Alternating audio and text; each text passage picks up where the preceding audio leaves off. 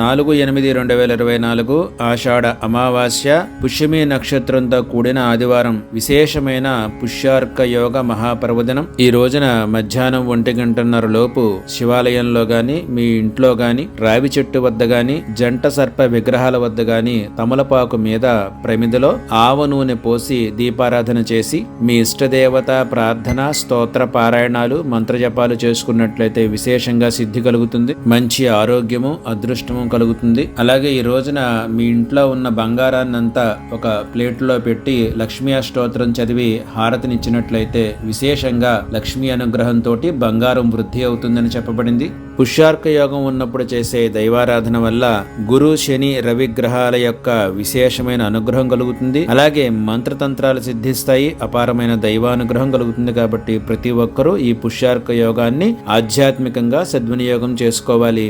Jai Gurudev Datta.